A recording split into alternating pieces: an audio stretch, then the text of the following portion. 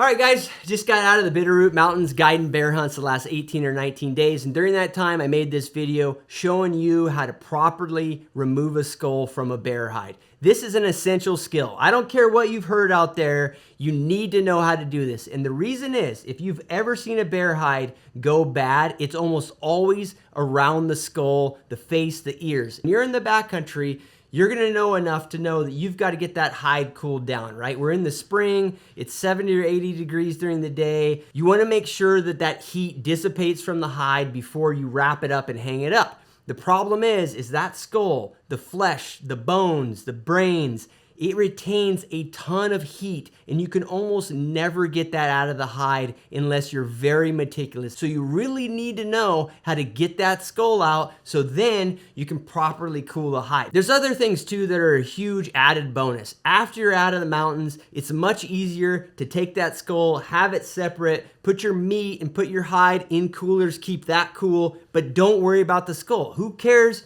if it gets nasty, it gets maggots on it? Who cares? Because the process that you're gonna do with that skull, all of that doesn't matter, but it's essential for the meat and the hide. So it just makes things easier when you're traveling. Doesn't matter if it's in your truck or on an airplane, whatever, it makes it much easier to separate what you need to take care of. And lastly, it'll save you money. Now you're not necessarily having to take the hide with the skull to the taxidermist and then pay them for the skull work and a rug, or having the hide tanned. You can take that skull, you can do it yourself, you can have it done separately. It's good to have those options. So, like I said, guys, you gotta know how to do this. It's not hard. There's way too much misinformation out there that suggests that this is some brain surgery type skill. It's not. You've gotta be careful in a couple different situations, but I dive into those situations in detail. So, without further ado, let's dive right into it. All right, so you can see here, this is just the start. Going around here, I like to get back into the jowls as much as possible. The best way to think about it is the more work you do here before you turn them over, the easier your job's gonna be. You know, a little knife is best. It's a good job for a Havilon too. And then here, as you pull this nose down, you wanna be really careful not to pop out the top of the face. So I'm kind of scoring against the bone, which the downside is it'll dull your knife really fast, but it's better than cutting a hole in kind of the critical spots on the bear's face. And these bigger bears, you can't get as far down their skull because their face is broader. On a smaller bear, typically you can get the line to their eye. On a bear this size, I'm not going to be able to get quite there. As far as I'm going to be able to go, just because he's got a pretty broad face. So here, I'll turn him over. So now this is the top of the C-spine right here, and if you haven't got to the top joint, you've got to cut any of the spinal column off that you have. So you ideally, whenever you're cutting the bear's head off in the field, you really don't try to cheat and cut further down the spine. You want to go to their last vertebrae, so you're not taking off spinal column with the skull. So when you get right here, bear's ears are actually way further back than you kind of intuitively would think. So the best thing to do is reach your hand in here on the fur side, hair side, and stick your finger here so you know where the base of the ear is, because the worst thing you can do is go out here and then cut the ear off. It's pretty easy to do, and there's basically a chunk right here that's the base of the ear. And I like to leave that on the hide, and the taxidermist, or if you're salting the hide yourself or whatever, you can deal with that. And these big boars have a lot of meat right here, so it's kind of easy to get lost.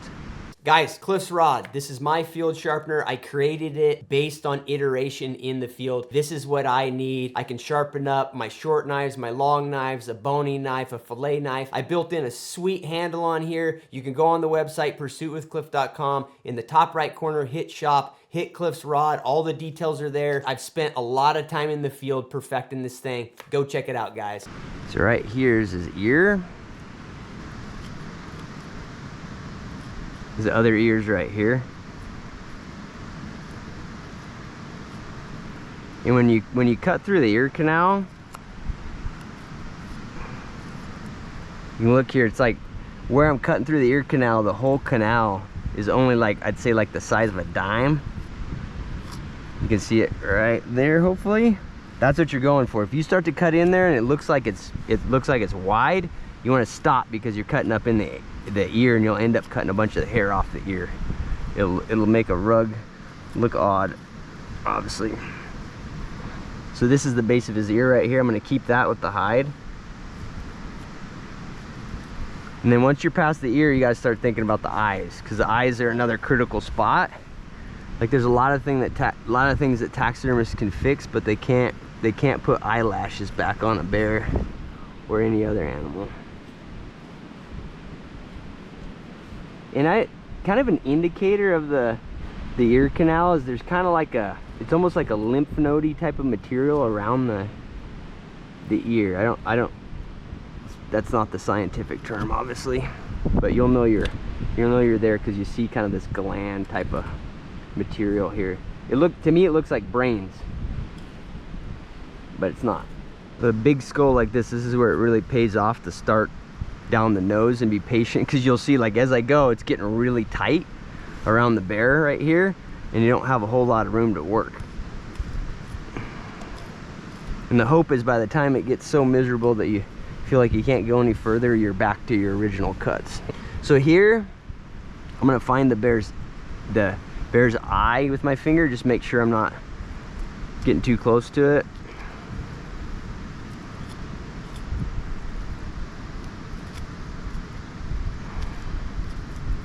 When you're trying to get a feel for if you're coming up on that eye, there's like an orb, it's like an eyebrow, and if you're paying attention, you'll hit it before you go through the eyelid. So right here below the eye, the ear, I should hit kind of my jowl cuts. Like I'll pop into the mouth. A lot of times you'll be cruising along, and then you'll just feel the teeth on your knife.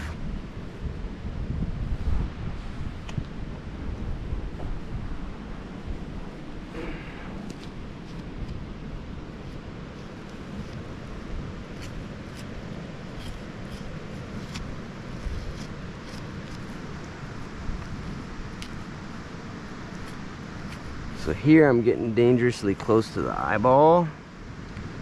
So I'll try to find it with my finger.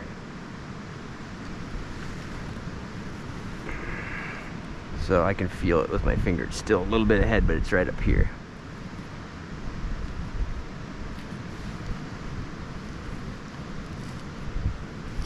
So right here, I can feel it.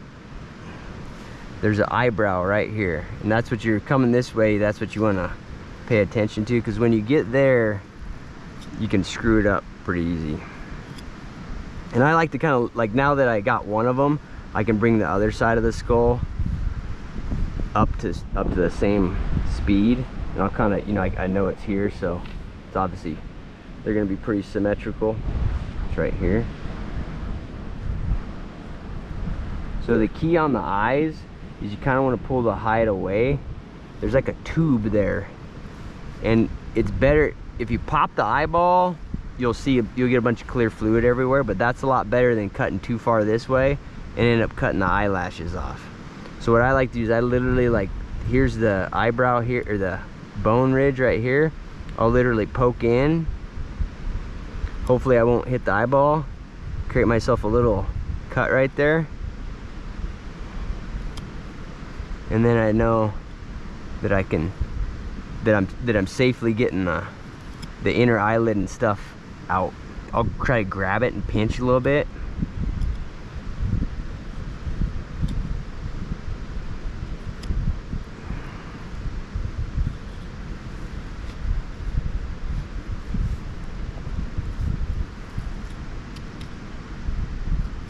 Here we got the same eyebrow here. So I'll go as close as I can. I'm gonna cut through that tube.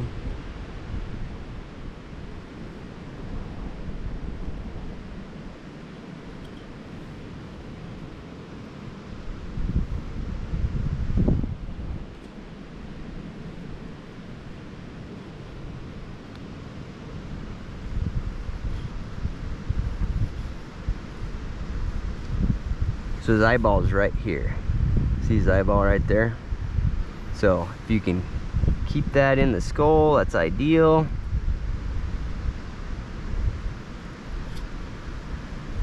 And then right here in front of the eyeball, they got like a little ridge. Same deal, but when you see it, this inner eyelid here, you want that to go on the hide. That's good. If you start cutting through that and you start seeing hair, stop. Because that means your eyelashes are getting cut. So here's his eyeball right there. Cliff's Hunter, I created this knife from iteration in the field. It has been modified and perfected for the backcountry use case. In terms of all-around knives, this is the last knife that an elk hunter, mule deer hunter, sheep hunter, goat hunter will need to buy. Go check it out on my website, pursuitwithcliff.com. In the top right, click shop, then Cliff's Hunter. All the details are there.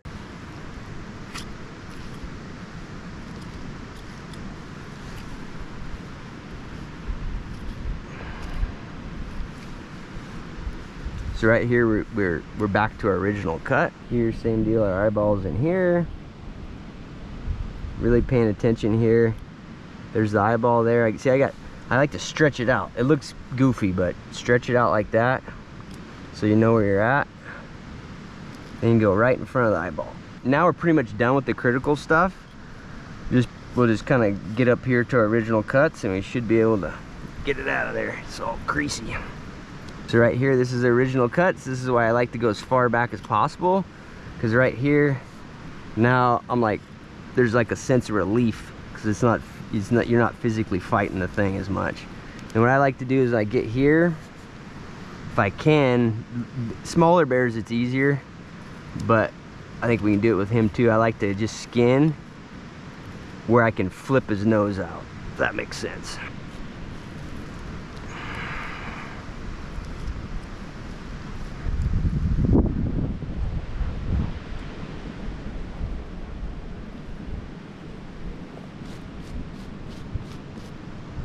So whenever you look at the finished cape, you should have the lips on it, the nose on it, no cuts here, all the little eyelashes here, and then the ears, and the ears should contain the ear bud, like all the way the chunk that was in the skull.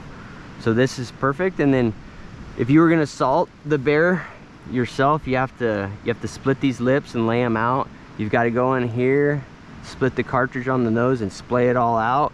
And then you've got to take the ears, and I usually use like a wooden spoon and stick in here, and you skin the ears out, and then you can salt them. And this bear's real fat, so you'd have a big fleshing job too, but that's what they look like right there. And then Jed, like your throw's gonna look like that. That's what his face is gonna look like.